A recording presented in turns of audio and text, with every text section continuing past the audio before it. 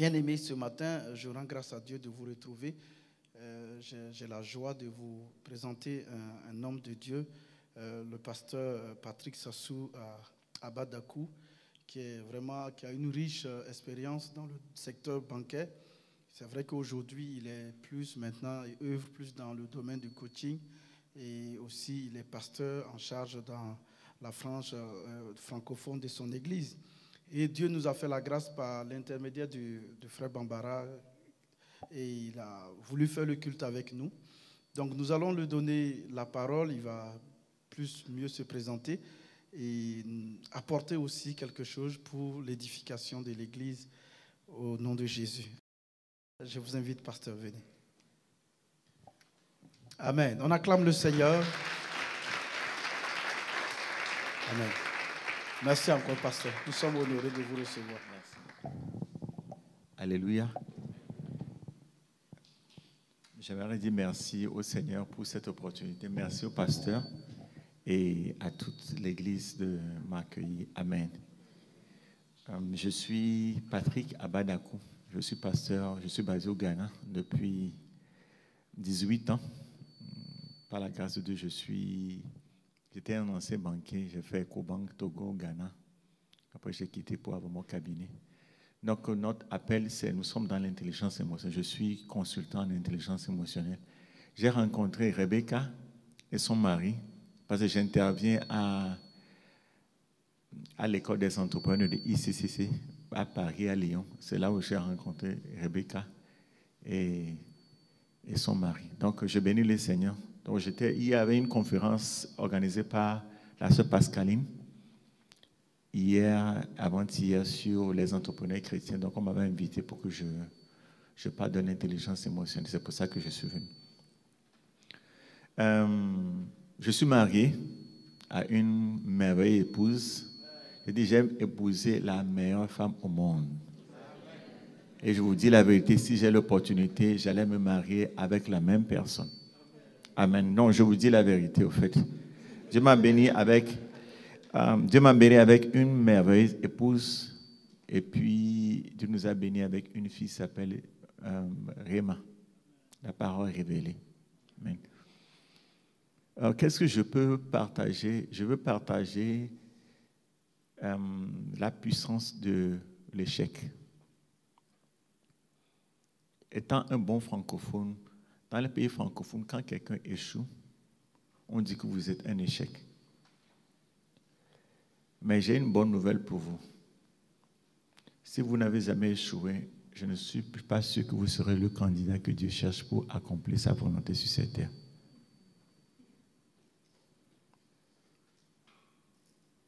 J'ai trouvé ce que je suis en train de faire aujourd'hui, c'est au travers de l'échec. Si j'ai compté combien de fois j'ai passé le baccalauréat,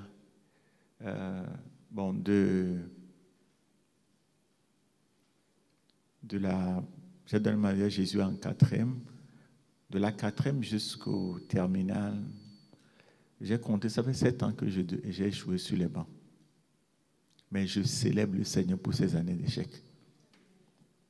Je sais que ce sont des choses, ce sont des paroles pour lesquelles on ne dit pas Amen. Je suis conscient, donc ne vous en faites pas, je suis habitué.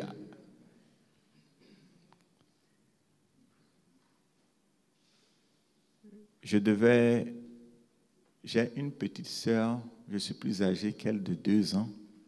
J'étais sur les bancs, elle était partie au Mali pour devenir docteur en pharmacie. Elle était revenue, j'étais sur les bancs. J'aime les AO. Mais je me rappelle, c'était un 31 nuit, j'ai un ami qui vivait au Ghana qui était venu à Lomé. Il m'avait donné une carte. Sur cette carte était écrite « Il y a de l'espérance pour ton avenir ». Je me suis posé la question, qui est en train de dire cette parole? C'est Dieu. Pour moi, c'était suffisant. Tout et tout autour de moi montrait que j'échouais. Mais Dieu a dit qu'il y a de l'espérance pour mon avenir. Pour moi, c'était suffisant. J'avais écrit cette parole sur n'importe où vous pouvez imaginer. Et chaque jour, quand je me réveille, je dis, Seigneur, tu m'as dit qu'il y a de l'espérance pour mon avenir. Pour être court, dans ma famille, nous sommes une famille de 4 enfants. Mon père, il était ingénieur des mines. Après, il était devenu banquier. Et dans notre famille, échec, c'est un mot qui ne se prononce pas. Mais c'était moi qui faisais l'exception.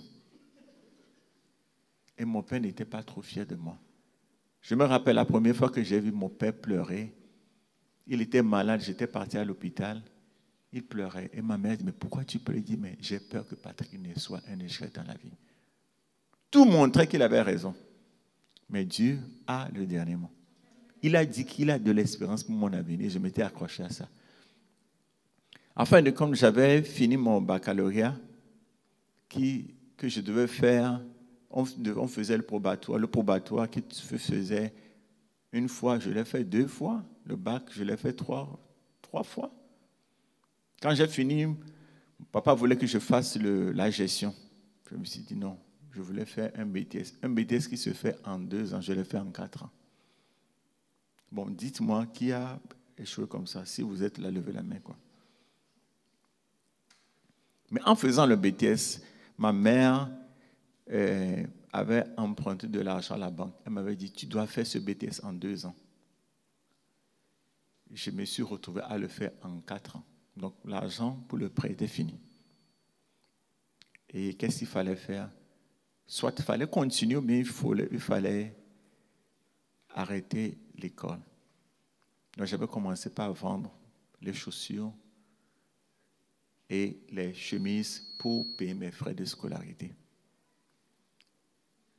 En vendant, je vendais à EcoBank. Et j'ai dit à un des chefs d'agence, après la formation, il faudrait faire le stage. Donc j'ai eu un stage. Quand Dieu dit qu'il y a de l'espérance pour votre avenir, prenez le mot tel qu'il est.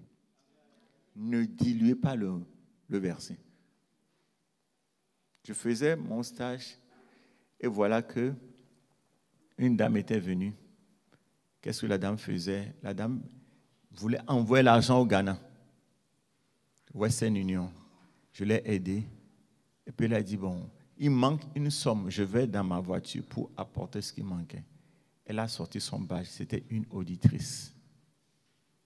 Et puis elle m'a dit, je suis auditrice de ETI. Pour ceux qui connaissent, ETI, c'est le siège de EcoBank basé au Togo. Vous avez une attitude extraordinaire, jeune homme. Je vais vous recommander au siège. On va vous employer. Dans son rapport, elle a écrit mon nom. Elle a envoyé au siège de EcoBank. J'ai rencontré un jeune homme qui a une attitude excellente. J'aimerais vous le recommander. Je suis rentré dans la banque. Il y a de l'espérance pour mon avenir. Mon père a dit, mais comment tu as fait pour rentrer? En ce moment-là, EcoBank Togo, 2 critères. Avec ces 2 critères pour vous rentrer, soit vous êtes très intelligent, vous êtes bien sûr vous êtes un étudiant brillant, ou bien vos parents sont des politiciens. Je ne remplissais aucun de ces critères. Voilà, tout d'un coup, je me retrouve à la banque en train de travailler, et voilà, le champ a changé. Waouh, Patrick travaille à la banque. C'est mon fils, je suis fier de lui. Ah, c'est mon fils, je suis fier de lui. Tous mes cousins, la personne qui échouait, il travaille à la banque. Comment tu as fait? Tout d'un coup, tout a changé. Les gens qui savaient donner des conseils venaient vraiment prendre des conseils maintenant.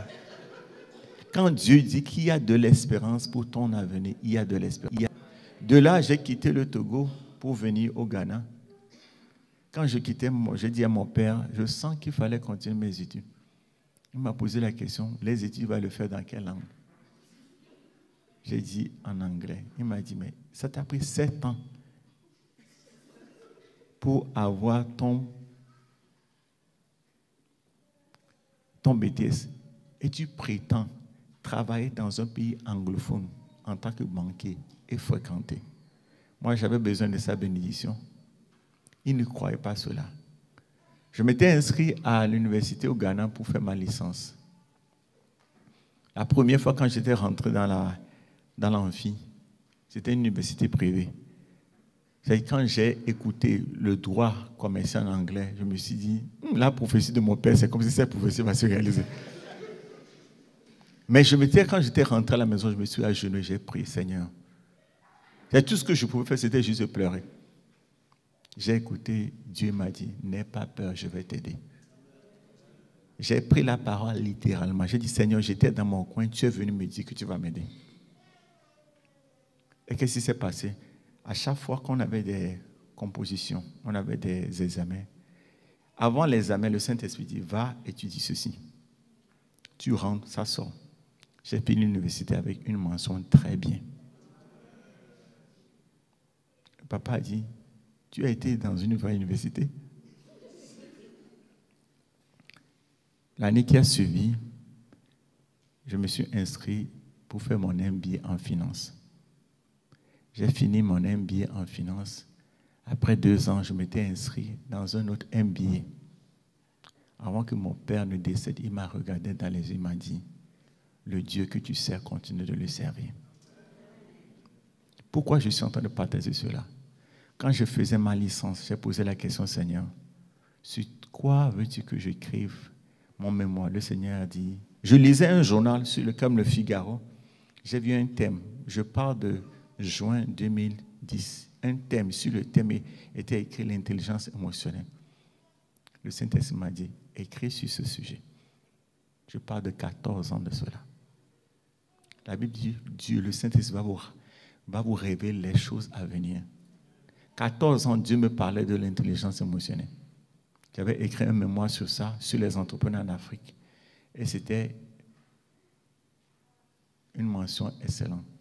Après 14 ans, après la banque, le Seigneur dit, maintenant, il est temps de quitter la banque pour créer ton cabinet. Donc, je suis en train de faire ce pourquoi je suis en train de... Et c'est bizarre de voir ce que Dieu est en train de faire dans les nations. La guérison des leaders.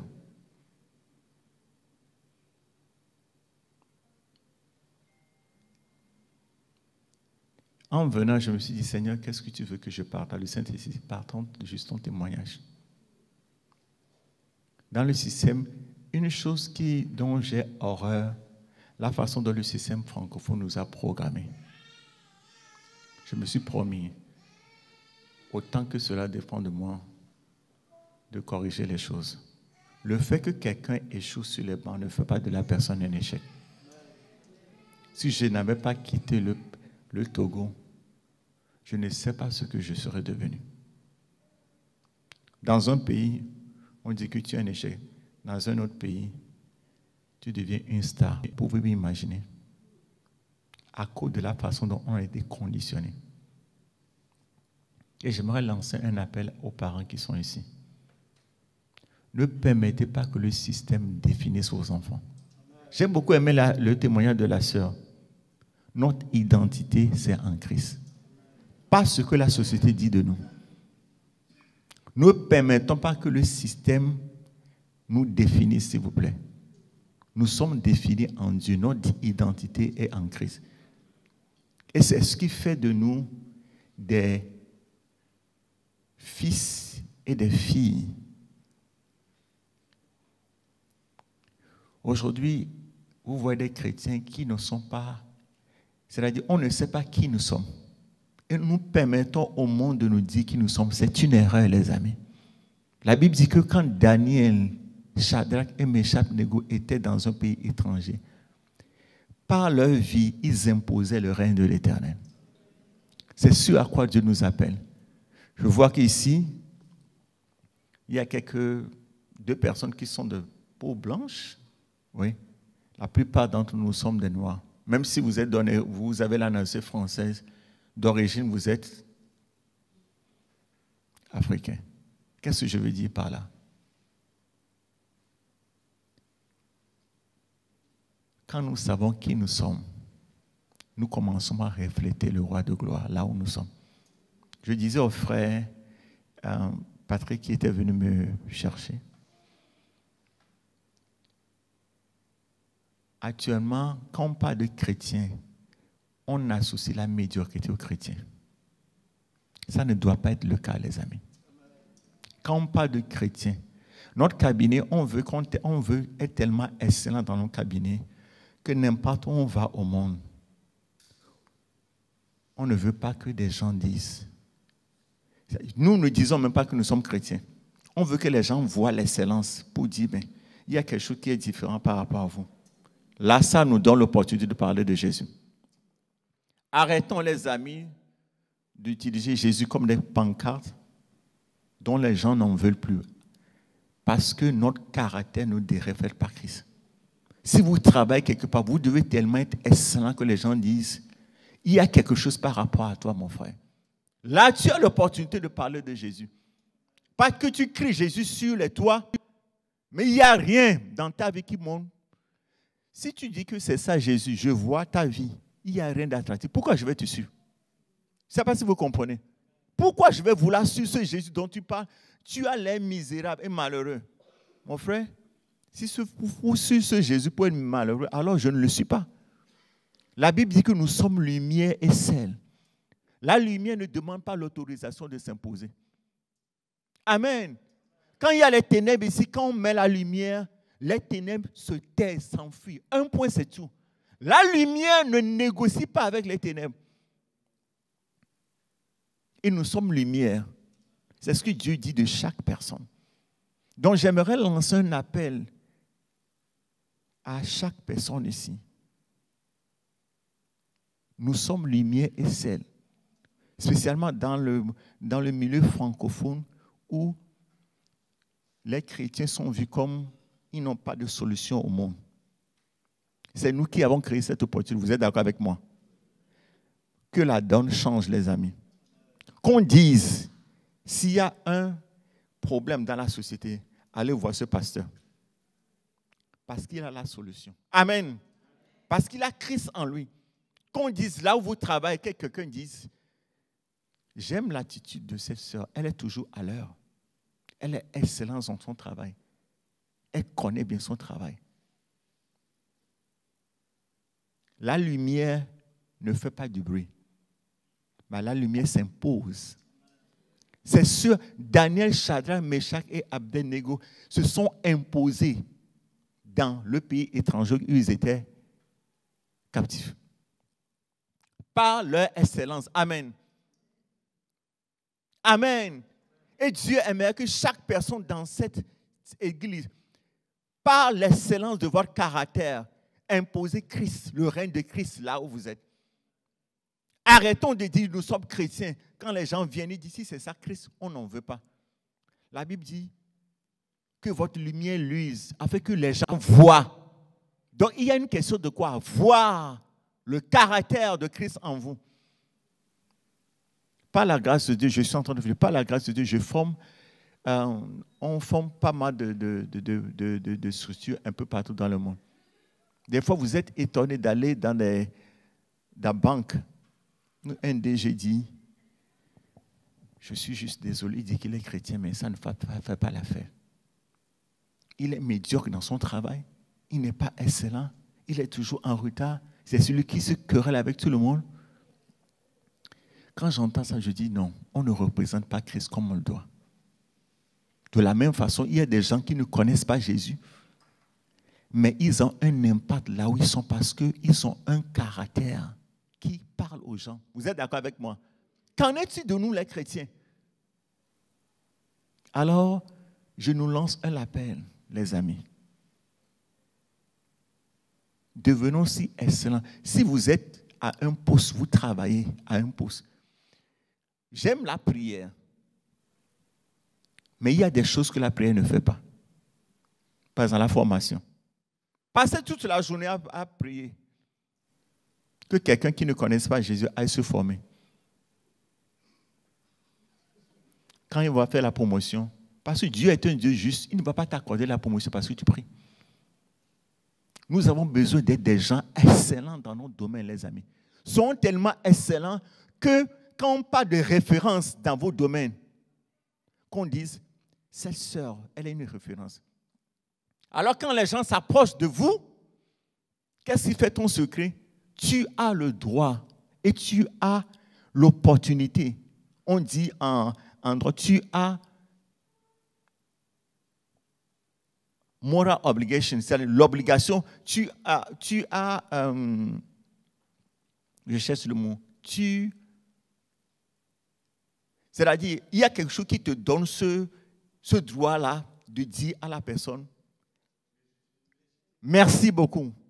Beaucoup de chrétiens n'ont plus de légitimité. Parce qu'il n'y a rien de ta vie qui porte. Tu dis que Jésus est bon. Il est amour. Mais il n'y a rien dans ta vie qui montre que tu es amour. Tu te querelles plus avec tout le monde. Alors, où est l'amour? Nous avons besoin de, surtout les chrétiens en France, il faudrait que la donne change. Je ne sais pas si vous comprenez. Il faudrait que la donne change. Ce que nous disons, nous lisons la Bible, avant d'en parler, vis-le. Amen. Vis ce que tu es en train de dire. Alors là, tu as la légitimité de parler de Jésus à d'autres personnes. Et ma prière, c'est que les chrétiens commencent par être des gens excellents. Là où vous travaillez, s'il y a à être formé, allez vous former. S'il y a équipé, allez vous équiper. Et s'il y a une prière que j'aimerais laisser avec vous, la Bible dit, dans ce Daniel était trouvé l'esprit d'excellence. Ça se voit l'excellence, les amis. On n'a pas dit dans ce Daniel était trouvé quelqu'un qui prie. Quand il y avait des problèmes, on dit dans ce Daniel était trouvé l'excellence. Qu'on dise de vous, dans cette Rebecca se trouve l'esprit d'excellence. Donc, allez la voir pour la solution. Alors là, ce sont des plateformes que le Seigneur vous donne pour parler de Jésus. Et quand vous parlez de Christ, les gens se prosternent devant ce Dieu-là et le prennent comme Seigneur Sauveur. Donc, Église, réveillons-nous et devenons le sel et la lumière de la France. Que Dieu vous bénisse. Amen. Tu nous fais. Oh oui, tu nous fais la grâce d'être présent au milieu de nous. Seigneur, merci pour tout. Nous te rendons grâce et nous sommes reconnaissants. Amen. Amen. Vous pouvez prendre place.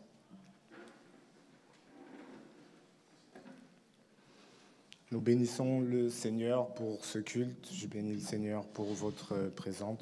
Pour ceux qui ne me connaissent pas, je suis l'assistant pasteur Jonathan. J'ai la grâce de pouvoir apporter l'exhortation ce matin. Cette exhortation, elle va s'arrêter globalement sur le livre d'Esther. Donc, on va parler principalement d'intercession. Mais j'ai fait un petit zoom sur la vie d'Esther et le livre d'Esther. Alléluia. Donc, en étude, c'est beaucoup plus long, mais là, je vais compresser. Donc, permettez que des fois, je paraphrase pour respecter le temps. Alléluia. Amen. Donc, on va commencer, on va ouvrir nos Bibles dans Esther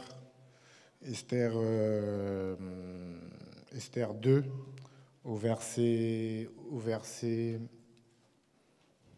5. Le contexte, c'est juste...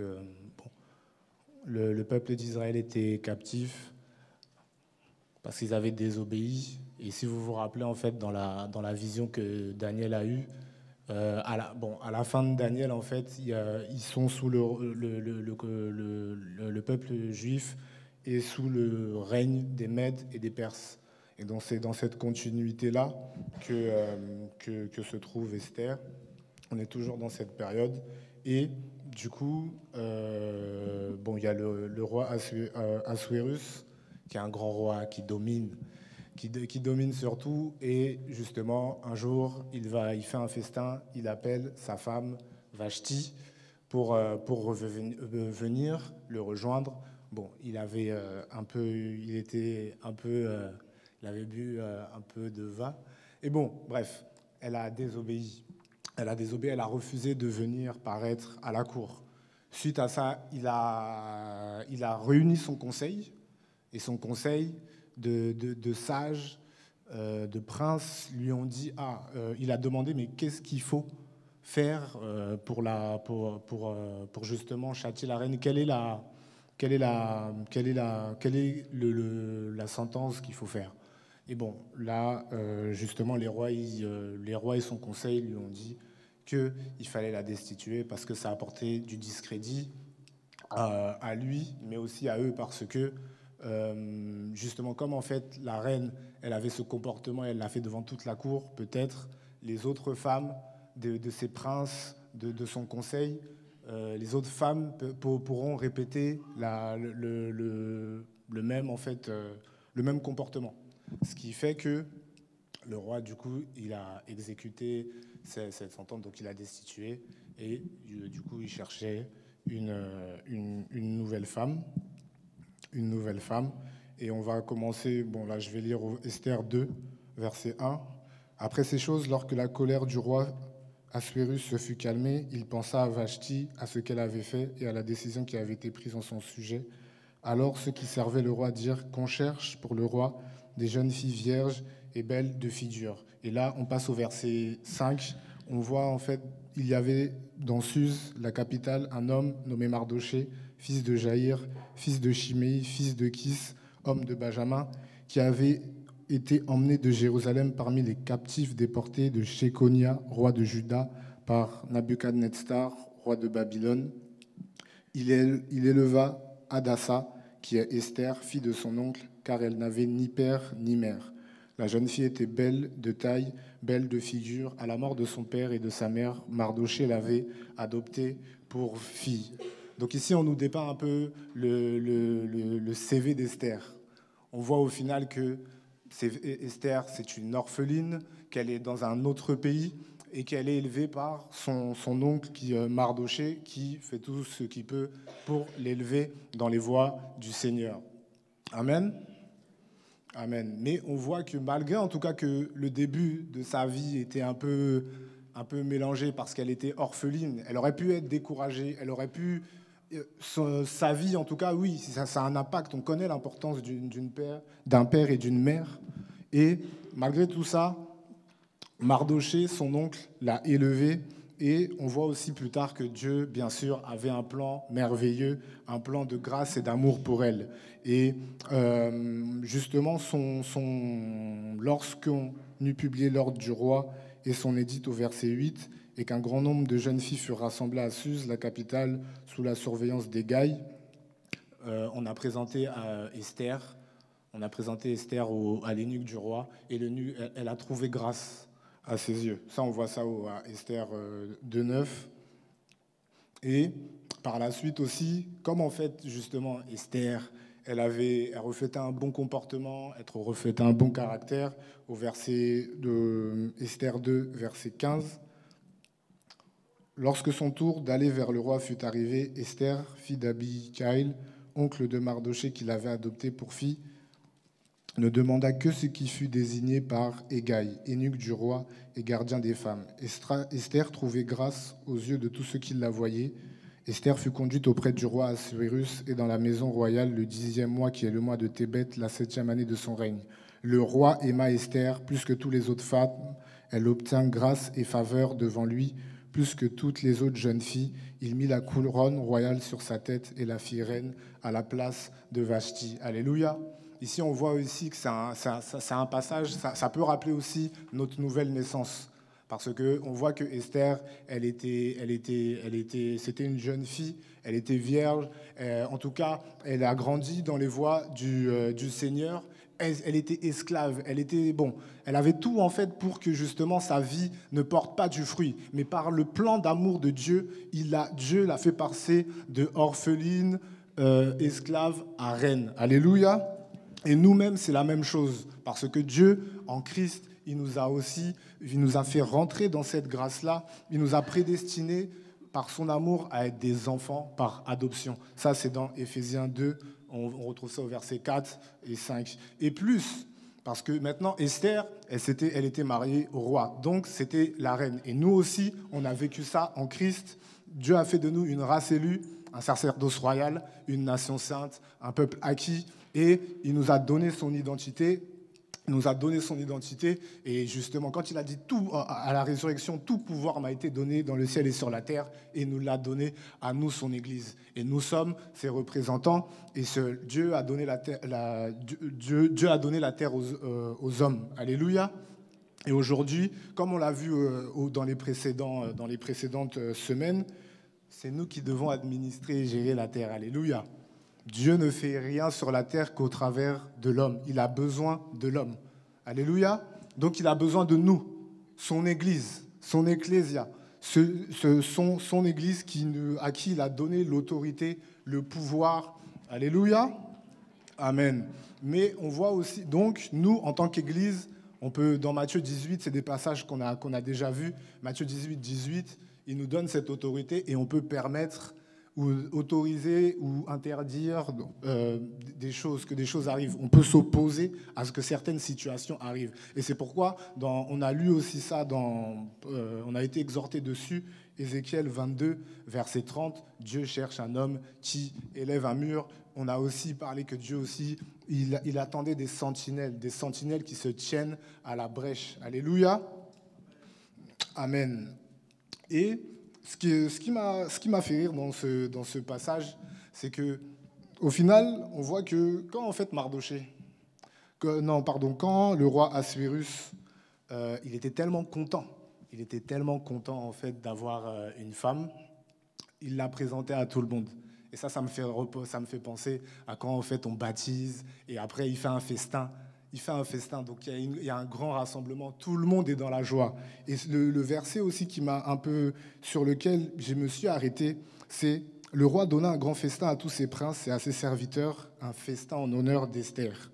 Il accorda du repos aux provinces et il fit des présents avec une libéralité royale. » Et le roi, il était tellement content d'avoir Esther, il était tellement content d'avoir une nouvelle femme, qu'il a fait un festin, qu'il a donné du repos à ses serviteurs. Et de la même chose aussi, nous, si on s'engage à plaire à Dieu, à gagner des âmes, à aller sur le terrain et à réjouir son cœur, à moissonner des âmes, à intercéder, à témoigner, à gagner des âmes, lui aussi, il y a cette promesse dans Matthieu 6, 33 qui dit que cherchez premièrement la suite et sa justice et toutes choses vous seront données par-dessus. Et donc on voit qu'au final, il nous met dans le repos. C'est comme si, en fait, là aussi, ça confirme que si on est engagé, il nous met dans le repos et il nous donne des présents. En tout cas, il s'occupe de nos besoins. En plus, le passage dit avec une libéralité royale. Donc Dieu, il est roi, mais aussi il est Dieu. Donc il va en tout cas nous bénir à sa dimension avec une libéralité divine. Alléluia. Amen. C'était juste un encouragement pour que nous soyons engagés dans l'évangélisation et à témoigner, à s'occuper des affaires du royaume des cieux en premier, comme on l'a vu lors du message notamment de Pasteur Eve il y a 2 semaines. Oui. Et on voit aussi Esther, certains caractères, certains comportements. On voit qu'au verset 2, verset 19 à 23, Esther, on voit qu'elle était obéissante à Mardoché. Mardoché, c'était un peu comme son aide, entre guillemets. C'était son aide. C'était son aide par excellence. Bon, c'était lui, en tout cas, il l'a aidé, il l'a élevé, il a investi en elle et il lui a aussi donné des consignes. Parce que lui, il était portier, il était garde dans les portes, il gardait les portes du roi. Alléluia. Et Esther était obéissante, Esther était soumise. Elle faisait tout ce que Mardoché lui disait. Et on voit ça dans Esther 2, verset 20. Esther n'avait fait connaître ni sa naissance, ni son peuple, car Mardoché le lui avait défendu. Elle suivait les ordres de Mardoché aussi fidèlement qu'à l'époque où elle était sous sa tutelle. Alléluia. Donc elle était maintenant autre part. Mais elle a gardé en tout cas ses valeurs. De même, nous aussi, dans notre vie quotidienne, peu importe où nous sommes, nous devons garder les valeurs du royaume. Nous devons obéir à Dieu. Nous devons réellement nous positionner, que ce soit dans le caractère, que ce soit dans les paroles, que ce soit dans les actes. Nous devons écouter la parole de Dieu et la voix du Saint-Esprit en nous qui nous dit de faire ou de ne pas faire ça. Alléluia. Amen. Ça aussi, c'est au quotidien. c'est au quotidien et nous, on est tous, en tout cas, encouragés à réellement le pratiquer. Et de l'autre côté, il y a Esther, mais il y a Mardoché. Bon, pour faire court, Mardoché, on voit du verset 19 à 23, Mardoché détourne un attentat contre le roi Assuérus. Donc, lui aussi, on voit en Mardoché des qualités. C'est pas parce qu'en fait, il est dans un autre pays, un autre royaume, il sert son maître avec diligence. Parce que quand il a vu un plan se monter contre le roi, il n'a pas justement fermé les yeux comme dire ah ben de toute façon on est sous sa domination, ça peut être une opportunité de sortir de son règne. Non, il est resté fidèle, c'est-à-dire que dans son travail là, il est resté loyal, il est resté engagé, il est resté fidèle. Alléluia. Et ça aussi, c'est des qualités que chaque enfant de Dieu, dans son quotidien et dans son travail, et partout même, doit avoir. Et dans toute cette belle histoire, bon, il y a un élément déclencheur, la promotion d'Aman comme, on va dire, bon, premier ministre. Enfin, c'est pas écrit comme ça dans la parole de Dieu, mais c'est la promotion d'Aman comme premier ministre. Et on voit que ça arrive dans Esther 3. Esther 3, au verset 1, on voit la promotion d'Aman. Et justement, le roi donne un ordre à Aman. Non, le roi donne un ordre aux serviteurs dans la porte du roi de se prosterner devant Aman. Alléluia. Ça va? Je vous perds pas? Ok. Donc, le roi ordonne à tous ses serviteurs qui fléchissent les genoux et qui se prosternent devant Aman. Et c'est là, un peu comme Daniel aussi, on va voir que Mardoché, même si en tout cas il était juif, il connaît les lois, il sait qu'il ne doit pas il se prosterne que devant Dieu. Alléluia. Et là, en fait, il était aussi dans un cadre de conscience, en fait, que ce que je vais faire, un peu comme les Daniel. Il était là à se demander, mais qu'est-ce que je dois faire? Et Mardoché, lui, justement, il a aussi, toujours dans son caractère fidèle, toujours dans son caractère loyal à Dieu, il n'a pas fléchi les genoux. Alléluia. Et, bon, ça lui a fait des soucis.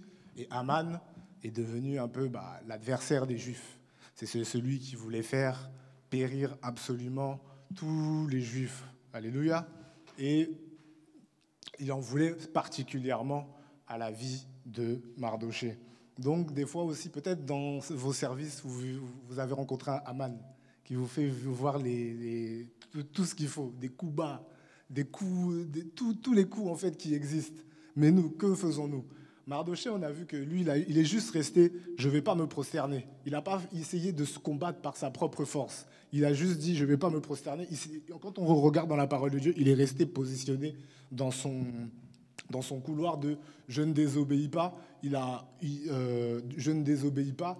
Et nous aussi également, quand en fait il y a des Aman, parce que les Aman peuvent prendre aussi plusieurs formes au travail, dans d'autres situations.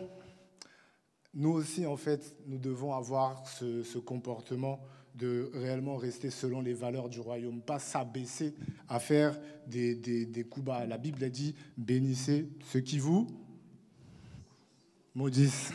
Okay. Et du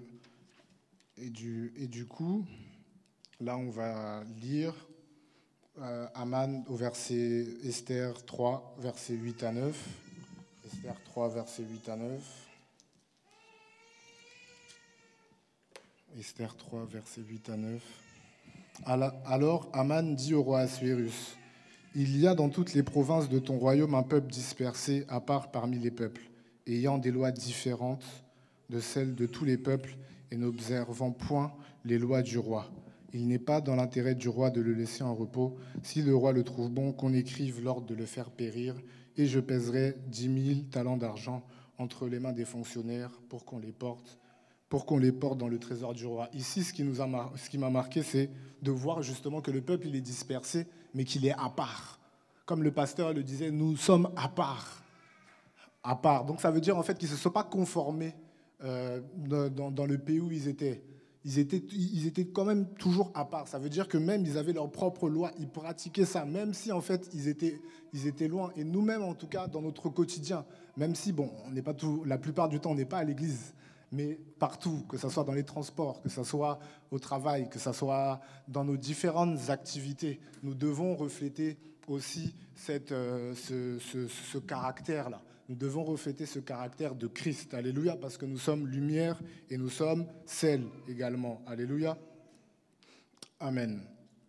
Et suite à cela, bon, le roi, comme il écoutait Aman, vous voyez, c'est pourquoi que c'est important en fait de prier pour les autorités.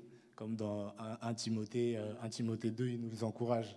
Ça montre que ça soit, on voit ça avec Esther, on voit ça, tous les rois en tout cas, ils ont toujours leurs conseils. Et des fois, il y a des Aman qui peuvent se glisser. Donc il faut prier vraiment pour les autorités, que ce soit les autorités de la nation, que ce soit les autorités de ta ville, ton travail, il y a des Aman qui peuvent se glisser. Après, c'est pas forcément, on est dans un combat spirituel, donc c'est pas forcément les personnes, mais c'est l'ennemi qui monte réellement des coups pour nous oppresser, pour faire en fait que justement on ne puisse pas vivre tranquille. Parce que Aman, en réalité, quand la Bible elle nous encourage à prier pour nos autorités, c'est pour que nous aussi, nous puissions mener une vie paisible. Alléluia. Donc, de même, nous aussi, nous devons prendre aussi cela. C'est pas, en fait, juste... c'est notre affaire à tous.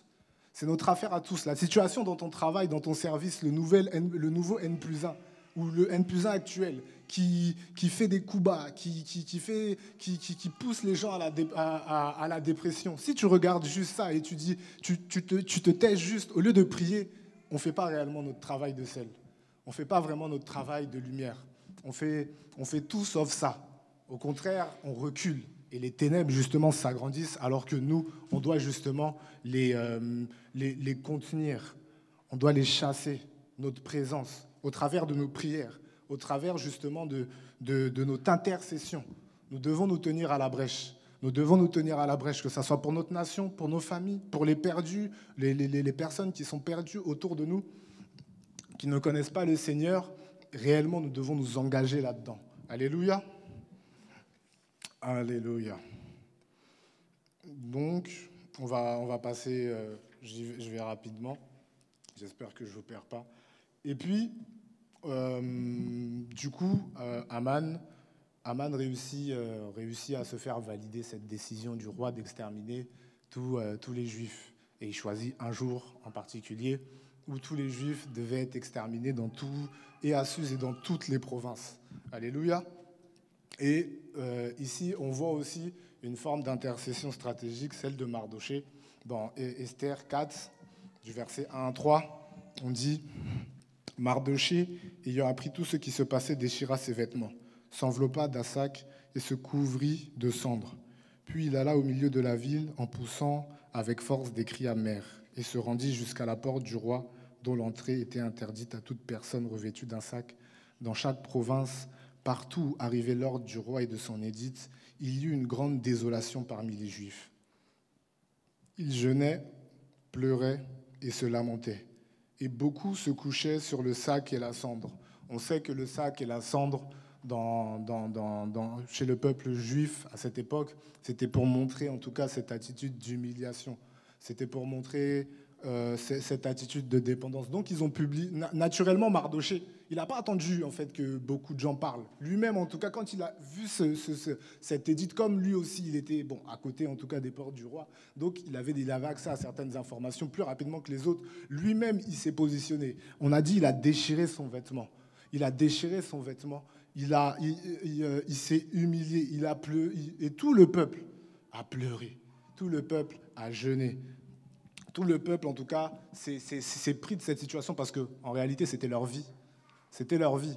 C'était leur vie. Si, en tout cas, cet édit passait et qu'il y avait là cette mise en pratique, eux tous allaient périr. Parce que dans toutes les villes, on avait ordonné, on avait autorisé, en tout cas, tout le monde à justement faire périr les Juifs et aussi les piller. Alléluia.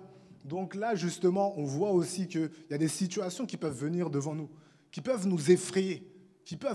Nous-mêmes, en tant qu'enfants de Dieu, nous devons, au lieu en fait de réagir de réagir selon la chair, de réagir selon nos pensées.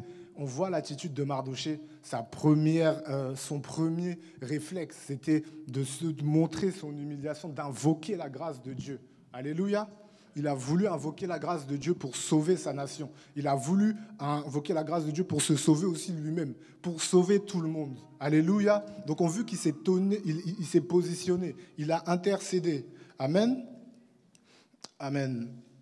Et par la suite, Esther l'apprend. Bon, elle est reine, donc en fait, elle voit que son tonton, il est en train de faire beaucoup de bruit. En plus, il avait aussi enlevé une partie de ses vêtements. Elle dit à son serviteur d'aller lui donner un manteau. Lui, il dit non, je ne veux pas. En fait, il était tellement, comment je peux le dire ? Il était tellement révolté, il voulait tellement, en tout cas, que Dieu intervienne. La situation était tellement grave qu'il ne voulait pas se taire. Nous-mêmes aussi, quand il y a des situations tellement graves, comme il peut se passer, que ce soit dans notre nation, que ce soit au travail, dans nos familles, réellement autour de nous, nous devons être tellement déterminés pour ne pas laisser passer ça. Pour ne pas laisser passer ça, rentrer dans la présence de Dieu, invoquer la grâce de Dieu, intercéder, se tenir à la brèche, élever un mur. Alléluia. Amen. Et donc, on va aller dans Esther 4, verset 13 au verset 14.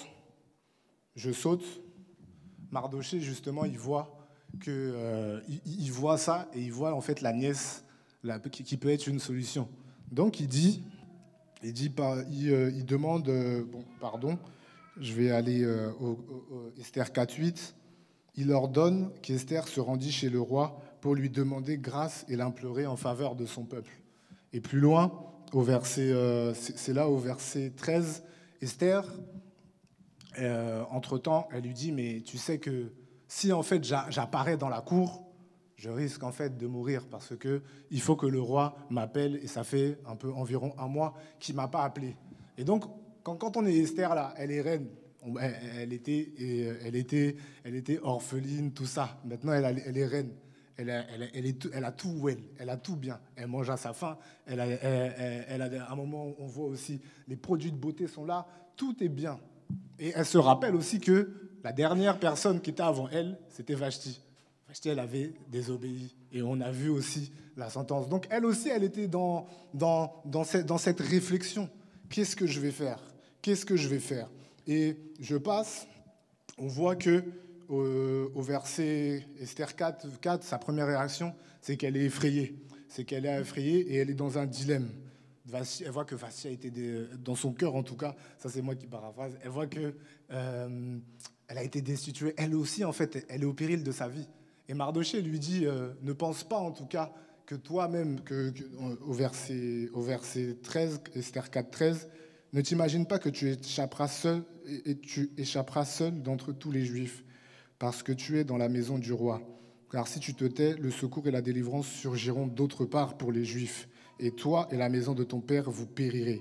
Et qui sait, si ce n'est pas pour un temps comme celui-ci que tu es parvenu à la royauté. Alléluia. Nous aussi, en tant qu'enfants de Dieu, quand on voit des situations, est-ce que justement c'est quoi notre réaction ? Est-ce qu'on ferme les yeux, comme était, entre guillemets, tenté de faire Esther ? Quand en fait il y a la situation dans notre nation, des situations qui choquent dans notre nation, quand il y a des situations qui choquent dans notre service, dans nos familles, est-ce qu'on ferme les yeux ? Parce que certainement, si nous sommes lumière, c'est que Dieu nous a suscité, que la lumière elle éclaire les ténèbres. Donc Dieu nous a suscité pour éclairer. Que faisons-nous ? Que faisons-nous ? En plus là, on est dans les derniers temps, on le voit. Est-ce que nous allons nous positionner justement ? Dieu ne nous a pas suscité dans ce temps-là pour ça. Vu qu'avant la fondation du monde, il avait prévu qu'on soit maintenant là. C'est qu'il savait en tout cas ce qui se passait. Et nous, quelle est notre position ? Est-ce que justement on n'a pas été aussi suscité pour manifester la lumière dans ces derniers temps ? Si, je le pense, je le crois. Moi-même le premier et nous tous. Amen, parce qu'on est son église. Alléluia. Et s'il nous a donné l'autorité, c'est pour vraiment agir, intervenir, passer du temps dans la présence de Dieu pour dire sauve cette nation, sauve ma famille, mon père qui ne connaît pas le Seigneur, ma famille qui ne connaît pas le Seigneur, mon patron. Oh oui Seigneur, c'est dans mon entreprise, il y a un peu, on parle de licenciement. Seigneur, interviens. Alléluia. Et on voit aussi que, bon, au final, Esther, elle accepte. Et elle est au risque de sa vie. Elle commence, elle leur donne un jeûne. Alléluia. Donc voilà, 3 jours sans manger ni boire. Ça, on le voit au verset 16. Elle dit à son peuple de jeûner pour elle. Et puis elle va se présenter. Donc pendant 3 jours. C'est vrai, ils ont jeûné, mais voyez plutôt le côté, parce que bon, on peut se retirer la faim et pas prier. C'est pas vraiment en fait efficace. Mais voyez plutôt le côté, ils ont passé du temps à prier, à implorer la grâce de Dieu, afin que en tout cas, Esther plaide la cause et que le Seigneur fasse grâce et étende, annule cet édit. Alléluia. Maintenant, oui, à situation extrême, solution extrême. Donc ils ont jeûné pendant 3 jours. Et en tout cas, on voit les fruits. Mais ici, on veut vraiment se concentrer sur le fait qu'ils étaient en tout cas positionnés à leur poste afin d'intercéder et de dire à Dieu, vraiment, sauve-nous. Tu es notre seul regard, tu es notre seul secours, notre solution, c'est toi. Tu es notre tout. Si ce n'est pas toi, c'est rien. Soit on meurt, ou soit en tout cas on vit avec toi. Alléluia. Et tout le peuple, même Esther, elle avait ajouté même ses servantes. Ça veut dire que nous aussi, quand l'Église convoque en tout cas un programme comme des veillées, c'était tout le monde, tout le peuple s'était engagé parce qu'il savait que de ça dépendait le futur. Nous-mêmes, nous sommes l'Église de Dieu. Nous sommes au Centre international d'évangélisation. C'est nous-mêmes, en tout cas, qu'allons prier pour que la gloire de Dieu elle se répande sur toute la France. Alléluia. Vous êtes d'accord? Amen. Donc, c'est à nous, en tout cas, d'être engagés, que ce soit les matins dans les cellules, que ce soit dans les différents temps de prière. Il faut être engagé pour intercéder. La dernière fois, pendant la période d'Halloween, fin octobre, on a passé du temps dans la présence de Dieu pendant 2 jours. Et c'est des programmes-là, en tout cas, on pouvait tous faire au moins minimum 1 heure. Et c'est des programmes réellement où Dieu nous attendait. Vu qu'au final, bon, je ne sais pas si tout le monde a regardé les informations. Après, on a vu que dans une certaine ville, dans le sud de la France, il y a eu une parade. Bon, donc, c'était là, en tout cas, cette importance. Nous, en tout cas, on a fait notre rôle. On peut dire à Dieu, bon, c'est vrai qu'on aurait pu toujours faire mieux, faire 1 semaine, mais même 2 jours comme ça, on s'est positionné, on a fait ce qu'on pouvait faire avec la grâce de Dieu, tout en comptant sur le royaume de Dieu pour intervenir pour notre nation. Alléluia. Donc, bon, on va sauter beaucoup de choses. On voit qu'au final, dans le dénouement, Esther rentre. Donc, après ces 3 jours, elle rentre dans le palais du roi. Et là, en tout cas, il y a toute cette pression. Elle-même, elle se demandait, est-ce que réellement, je vais garder la vie ou pas? Mais elle est quand même allée. C'était comme une foi, en tout cas, à une assurance, en tout cas, elle s'est présentée. Et au final, le roi a tendu le sceptre. Et dans ces 3 jours-là, Dieu, je pense, en tout cas, ça c'est moi qui lui a donné un peu une stratégie pour justement amener ça. Elle dit, oui, je invite Aman à un banquet. Et puis le lendemain, le roi lui dit, qu'est-ce que tu veux? Qu'est-ce que tu veux? Qu'est-ce que tu veux? Même si c'est la moitié du royaume, je te le donne. Elle lui dit, non, amène Aman demain. Amène Aman demain dans un festin. Dans un festin. Et là, on va passer dans Esther 7. Dans Esther 7, au verset... Pardon, je vais aller comme ça. Ouais, dans Esther 7, Esther plaide devant le roi et elle dit, « Si j'ai trouvé grâce à tes yeux, roi, si le roi trouve bon, accorde-moi la vie. Voilà ma demande et sauve mon peuple. Voilà mon désir, car nous sommes vendus, moi et mon peuple, pour être détruits, égorgés, anéantis. Encore, si nous étions vendus pour devenir esclaves et servantes, je me tairais, mais l'ennemi ne saurait pas compenser le dommage fait au roi. Et puis après, le roi lui demande « Qui en veut à ta vie ?» Elle dit « C'est Aman ». Et puis après, le roi sort, il est furieux. Et Aman, là, il comprend en fait que c'est fini pour lui. Parce qu'il a touché à la reine. Et pendant ce temps-là, Aman, il avait préparé un bois pour Mardoché. C'est ça que j'aime. Il avait préparé un bois pour pendre Mardoché. Et on voit que le roi, il prononce la sentence, il dit que tout ce que il le fit pendre sur le bois qu'Aman avait prévu pour Mardoché. Alléluia. Donc Aman est mort sur le bout de bois qui devait servir à Mardoché. Et ici, on voit aussi, c'est la même chose. Jésus-Christ est mort à la croix sur aussi un bout de bois pour réellement prendre toutes nos maladies, pour prendre toutes nos douleurs, pour prendre toutes nos souffrances, pour prendre toutes les malédictions, toutes les mesquineries d'Aman, que ça peut se manifester par toutes sortes d'oppressions, toutes sortes d'esprits de mort, toutes sortes d'infertilité. Jésus-Christ est venu prendre cela. Et après, on voit on continue dans les passages, le roi même, il donne à Mardoché, le roi donne à Mardoché la maison d'Aman. Et puis après, on voit que les fils d'Aman, eux aussi, ils sont pendus. Et puis après, Esther, toujours dans sa grâce d'intercession, parce que là, le roi, il lui demande toujours, qu'est-ce que tu veux? Je vais le faire. Qu'est-ce que tu veux? Je vais le faire. Esther trouva toujours grâce aux yeux. Et elle s'est pas juste arrêtée à, oui, Aman est mort. Elle a dit non. Je veux en fait qu'on révoque, qu'on annule même l'édit qui faisait périr qui devait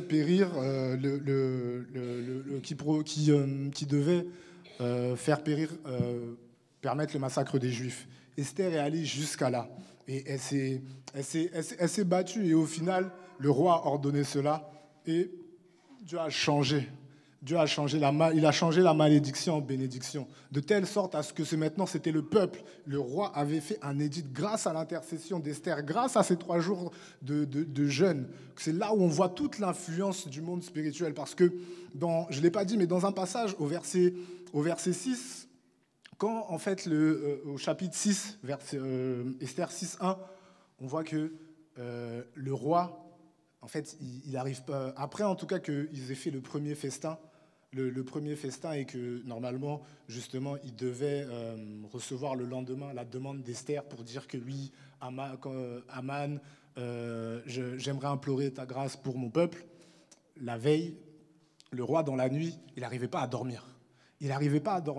Et comme par hasard, le roi ne put dormir et il se fait apporter le livre des annales des chroniques. Et on les lut devant le roi. Et c'est là, en fait, que le roi s'est souvenu qu'en fait, Mardoché avait déjoué un attentat pour lui.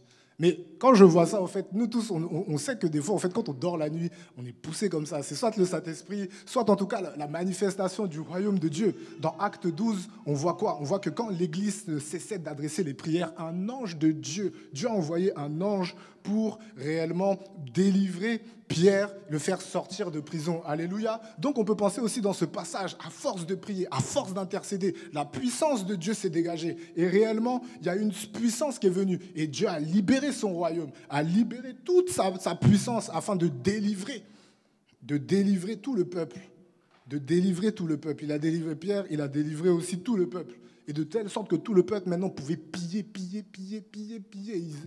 Et même après, on voit que Mardoché est devenu le premier du roi. Il augmentait en force, il augmentait en puissance. Alléluia.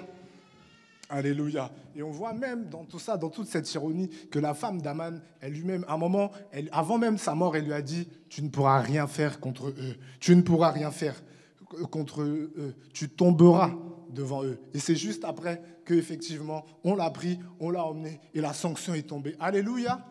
Je suis venu dire à quelqu'un que n'importe quelle oppression que tu as, que toutes les formes d'Aman qui existent dans ta vie, que ça soit qui essaye de t'oppresser, que ça soit par la maladie, que ça soit par la mort, par des douleurs, que ça soit aux yeux, que ça soit aussi les oppressions dans ton travail qui essayent de t'oppresser, de te faire abandonner. Jésus est venu délivrer cela. Ce matin même, alors que je parle, Dieu aussi, son royaume est là.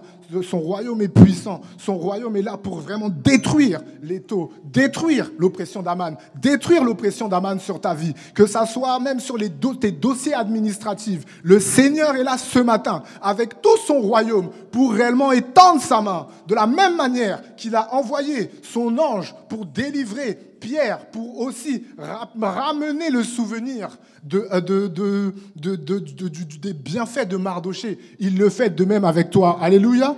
Il le fait de même avec toi. Que toutes les formes de découragement, de dépression dans ton travail, que cela soit détruit. Dieu change aussi. Dieu change. Il remplace la malédiction par la bénédiction. Alléluia.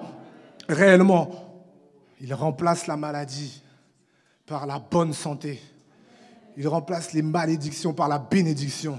C'est ce matin qu'il le fait au milieu de son peuple, parce qu'il prend soin de nous. De la même manière aussi qu'il a jugé Aman. La colère du roi est tombée, en tout cas sur Aman, et Aman s'est pendu.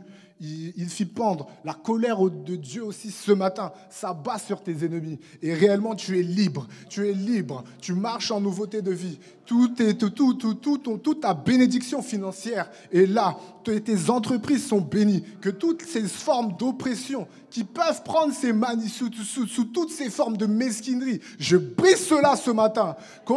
Est-ce qu'on peut se lever, tenir debout et prier? Prions en langue, prions en langue. Sokoto korobo shande kerebe, rabakata karabayande kerebe, koraba shende kerebe. Mande kerebe kata karaba shende kerebe kata karaba, rebe kanta karaba shete kerebe.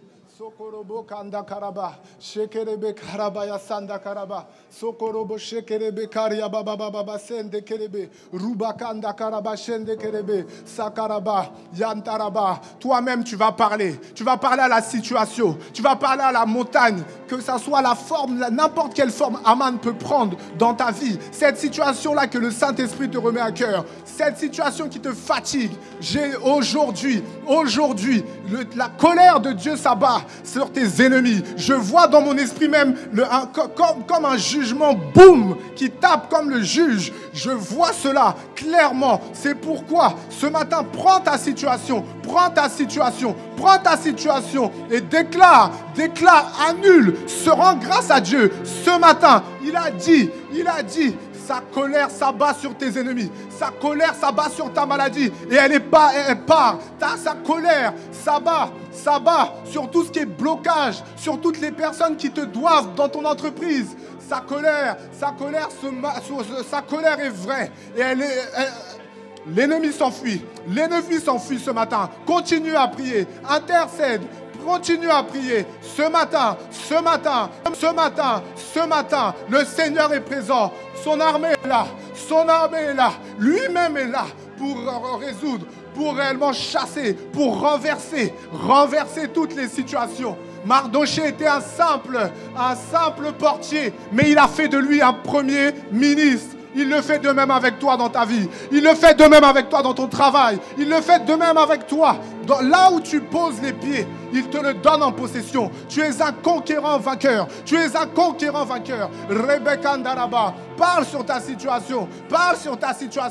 Intercède. Korabashende kerebe, rabakandarabashende kerebe, rabakanderebe, yanderebe, mande kerebe, yanda karabashe kerebe, rabakandorobo. Yande kerebe karaba, korabashende kerebe, sokorobo karabashende kerebe, koriabarabashende kerebe, sakata karaba, yasanderebe, rabakata karaba, rabababa. Toute oppression qui peuvent se manifester sous la forme d'Aman, tous ces esprits méchants qui viennent bloquer la productivité, la fertilité des enfants de Dieu, je brise cela au nom de Jésus-Christ.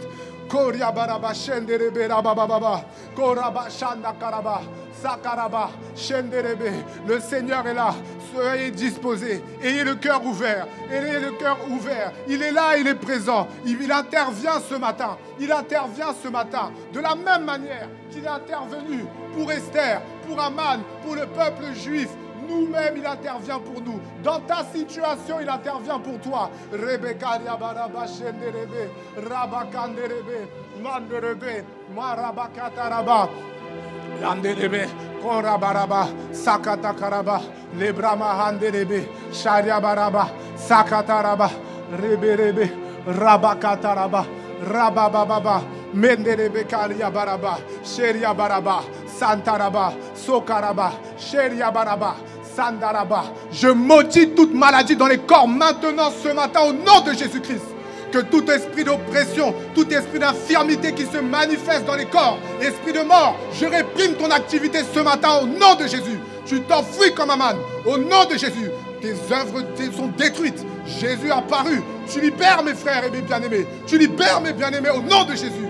Rabakataraba Shenderebe, Koriabaraba Kantaraba, Manderebe, Rabakanderebe, Yanderebe Kariaba, Sokorobo, Rabababa, Yanderebe, Karaba, Rabaraba, Sheriabaraba, Menderebe Kariaba, Yanderebe Kariabaraba, Manderebe Kariabaraba, Sheriabaraba, Sekaraba, Rabababa, Shendaraba. Tu vas aussi parler et tu vas dire à Dieu que réellement, qu'il peut compter sur toi, qu'il peut compter sur toi pour réellement se positionner pour la France, pour s'intercéder pour la France, pour intercéder pour nos familles, pour intercéder, que ce soit pour ton entreprise, pour l'entreprise des bien-aimés, pour le souci même de ton frère qui est dans ta cellule. Oh Rabba Shenderebe, Koriabaraba, Sanderebe Kariabaraba, Shendaraba, Riababa Kataraba, Yenderebe Karaba Shekerebe, Sokarabaraba Ya Sanderebe, Shariabaraba Oh, merci Seigneur. Restons dans cet esprit de prière et pensons comment Dieu nous a parlé ce matin. Faites le lien entre le message d'édification que le pasteur Patrick Adou nous a apporté ce matin et le message que le frère Jonathan nous a apporté. Envoyez le lien. Esther était défavorisée, orpheline de père et de mère, esclave. Personne ne pouvait attendre quelque chose de bon sortant d'elle. N'en parlons pas de devenir reine et de devenir celle par laquelle Dieu sauve tout un peuple. Et le pasteur nous a parlé également que l'échec même est le tremplin même sur lequel Dieu nous amène au succès.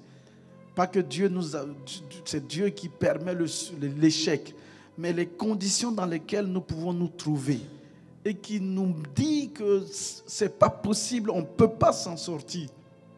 Il nous a montré qu'il est le témoin vivant, il est un témoignage vivant de quelqu'un qui est passé par des situations où les gens l'appelaient échec. Et plus tard, c'est auprès de lui, au contraire, que les gens viennent prendre conseil. Et jusqu'aujourd'hui, maintenant, il voyage de pays ou en tout cas de ville en ville pour donner des conseils, pour encourager.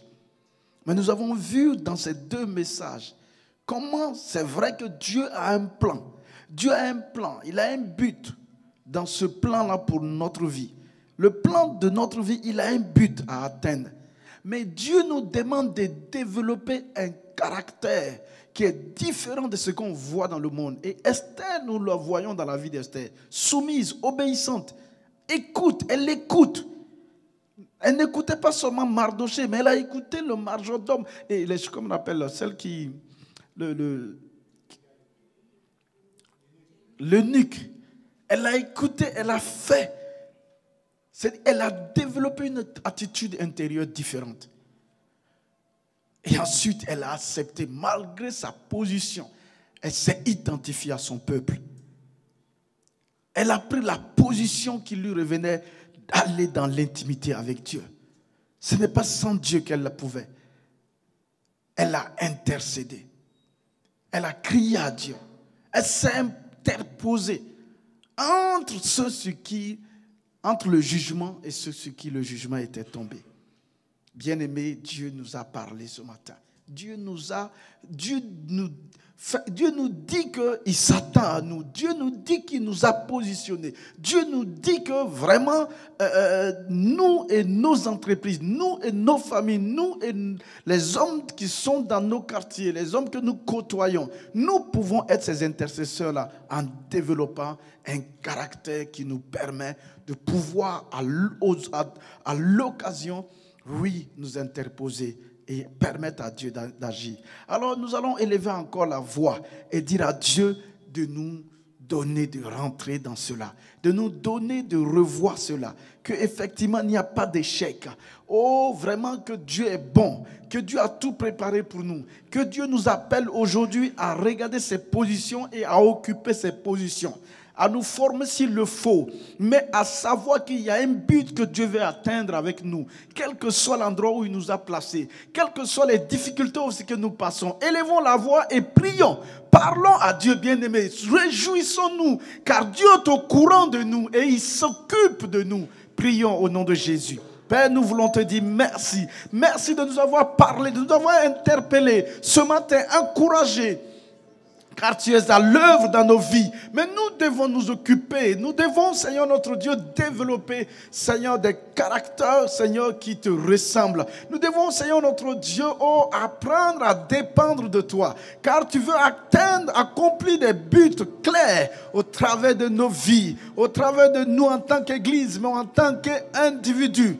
Partout tu veux être, Seigneur, tu veux nous utiliser. Et tu nous dis, il n'y a point d'échec. Il n'y a point d'échec avec toi, Seigneur notre Dieu. Il y a de l'espoir avec toi pour notre avenir. Il y a de l'espoir parce que tu veux accomplir un but avec nous. Merci de nous donner, de nous attacher à toi davantage. Merci de nous donner de développer une attitude intérieure différente, Seigneur, partout.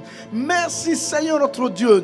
Oui, Seigneur, de briller, que effectivement partout, la lumière que nous sommes, nous puissions briller. Que nous soyons ces intercesseurs, ces hommes et ces femmes qui s'interposent entre les divers jugements sur nos entreprises, sur ceux avec qui nous travaillons, sur nos familles, sur notre nation, les hommes et les femmes qui peuplent notre nation. Oui, que nous puissions nous interposer afin que le jugement ne tombe pas, afin qu'ils aient la révélation de Dieu. Oui, Père, merci pour cette grâce-là, dans le nom de Jésus. Alléluia. Et le prédicateur a terminé en disant, Dieu peut-il compter sur nous? Dieu peut-il compter sur moi? Dieu peut-il compter sur nous? Le pourra-t-il jusqu'au bout? Dieu peut-il compter sur nous? Dieu peut-il compter sur nous? Dieu peut-il compter sur nous? Le pourra-t-il jusqu'au bout? Dieu peut-il compter sur nous? On le reprend ce couplet. Dieu peut-il compter sur nous? Dieu peut-il compter sur nous? Dieu peut-il compter sur nous? Le pourra-t-il jusqu'au bout? Dieu peut-il compter sur nous? Oui, Dieu, tu peux compter sur moi. Oui, tu peux compter sur moi. Car je peux compter sur toi. Je peux compter sur toi. Je ne peux vivre par la foi. Je te suivrai par la foi. Oui, tu peux compter sur moi. Oui, tu peux compter sur moi. Réponds-lui encore, oui, tu peux compter sur moi, Oui, à travailler, tu oui, peux sur mes compter émotions, à sur travailler moi. sur mon âme, à travailler, oui, tu peux compter sur moi, Seigneur. Je peux compter sur toi. Tu peux compter sur moi à intercéder, à me positionner, Que que tu accomplisses les buts pour lesquels tu m'as créé. Tu peux compter sur moi, oui, tu peux compter sur moi, une dernière fois. Oui, tu peux compter sur moi. Car je peux compter sur toi. car je peux compter sur toi. Je te suivrai par la foi. Je te suivrai par la foi. Oui, Dieu peut dire, tu peux compter sur moi. Oui, tu peux compter sur moi. Alléluia. Alléluia. Amen. Alors, nous sommes dans la joie, nous disons merci au Seigneur et je veux saluer tous nos frères et sœurs qui sont connectés. Que vraiment la grâce du Seigneur soit sur vous, demeurez bénis et passez une très très bonne semaine au nom de Jésus-Christ.